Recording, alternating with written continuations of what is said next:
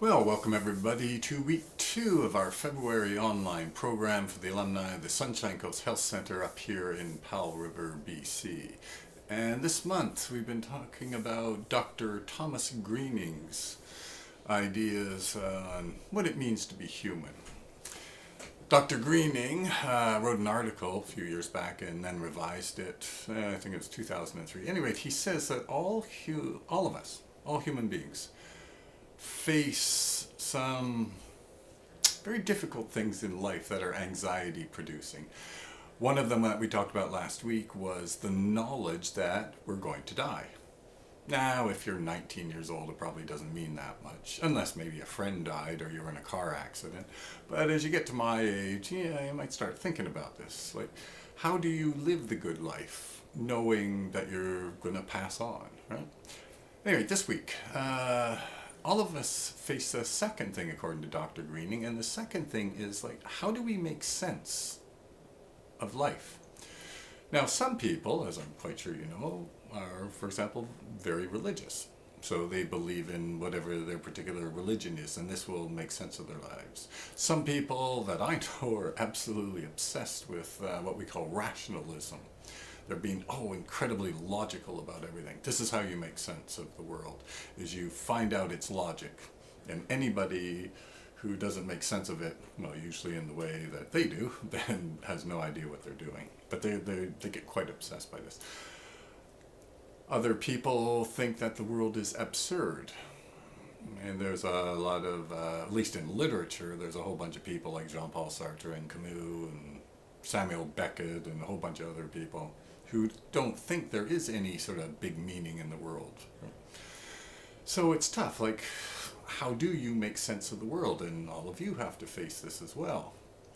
Sometimes I give the clients that little exercise. I don't know if you remember it, but just pretend you're at a bank machine. It's, 11 o'clock at night. No one's around. And you notice there's a $20 bill there. What are you going to do? Right?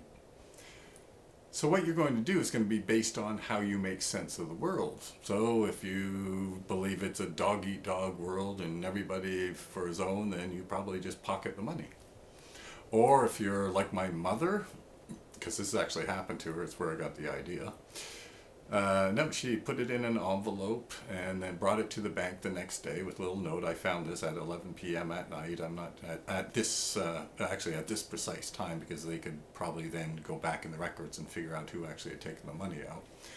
So my mother would have one way of looking at things, and this person who would pocket it would have another way of looking at things. But how do you look at life individually, right? So the Dr. Greening says all of us are faced with that. And he says some people are really strict when they approach this. For example, you probably know people like this too. For example, they might be anti-intellectual everything. Oh, this is all just dumb intellectual crap. And it's all book learning, it's meaningless. Yeah, who knows? Other people will be very rigorous in their logic. Other people will have firm beliefs. I mean, different people look at the world differently when they find meaning. So one of the questions you can ask yourself is, how do you find meaning in the world? Do you adhere rigidly to some kind of belief no matter what? Or maybe you believe that the world is just absurd, that there is no reason to choose one way or the other. So why wouldn't you be Adolf Hitler or Joseph Stalin, right? If there are no standards to judge, what's the difference? Maybe the strongest is the person who is most correct or most moral. Because this is your standard you believe in, is that really there are no standards, so it's just everything's up for grabs, right? So the stronger the person, the better off. So if I can take advantage of someone who's weaker than me, that's fine, because there are no rules to the game, right? But there are other people, and again, Dr. Greening says these are probably the healthier people who live more fulfilling lives. And they recognize that there are a lot of different ideas in the world, but they will choose one. So they'll stand up for themselves and be assertive, but they'll also know they're not perfect. And maybe they don't quite have it all worked out. So they'll have a humility along with being assertive. Right?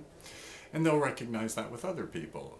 And so they'll tend to be a lot more tolerant of people, a lot more accepting of people, because they don't take the position, well, I'm right and they're all a bunch of idiots, right?